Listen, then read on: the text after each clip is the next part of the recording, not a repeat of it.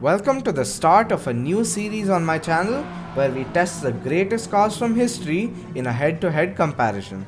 This month, we'll be looking at the Ferrari 365 GTB for Daytona and the Ferrari 512 BB.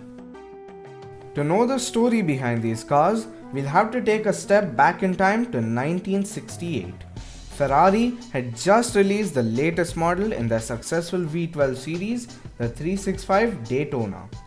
Featuring a 4.4-litre V12 producing 352 bhp, it was the fastest Ferrari ever released and crucially faster than the Lamborghini Miura. After being dismissed by Enzo Ferrari when he had a complaint about one of his cars, Ferruccio Lamborghini decided to beat Ferrari at his own game, culminating in the launch of the sensational mid-engine Miura in 1966. Ferrari had to sit up and take notice, and while he stuck to his guns with the Daytona, he knew the next mainline Ferrari had to be mid-engined. Enter the Berlinetta Boxer, or BB for short. The 4.4-litre engine was switched to a flat 12 layout, which decreased the center of gravity and was easier to package. Initially launched as a 365 GTB4 BB in 1973, the displacement was soon increased to 5 litres in the updated 512 BB. Although it's heavier than the Daytona, it has a little more power at 360 bhp.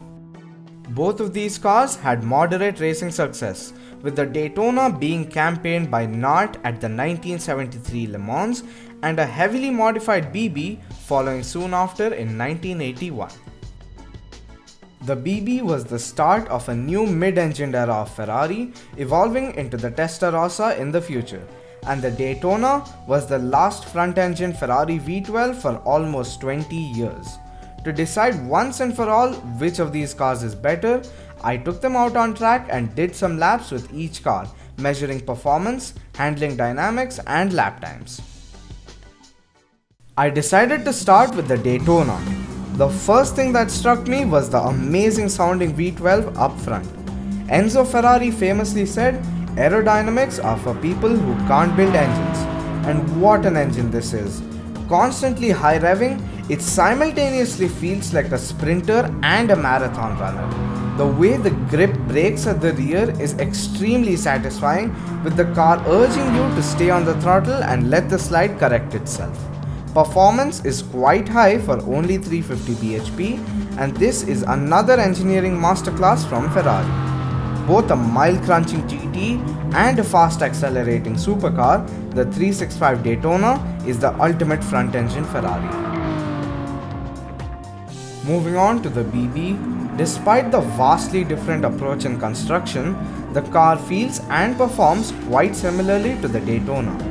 Even though they share very few components with each other, the BB still feels like a natural evolution of the 365 into the mid-engine formula. The engine is a lot more low-pitched and growly, and it feels like it has a better top end. The way it breaks traction has traces of the way the Daytona slides, and the chassis dynamics through the corner felt quite similar. What is the BB's biggest asset is also its biggest weakness. The mid-engine layout allows for sharper control on corner entry at the cost of the car being more unstable at the rear. The BB is a bit more temperamental than the smoother Daytona, but is just that little bit quicker in terms of on-track lap times. It's honestly astonishing how close these cars are to each other even when left stock. The BB translates the 365 formula almost perfectly into a completely different layout, but the benefits also come with their own share of problems. If I had to choose between one of these cars, which would I pick? For me, it has to be the Daytona, the apotheosis of the classic front-engine V12 formula. While the market may have dictated its will onto future Ferrari flagships, the Daytona holds up better when looked at 50 years on. Both of these cars were tested in Gran Turismo Sport with no tuning, stock power and weight, and sports medium tires. This has been AfraidRacer, and thanks for watching.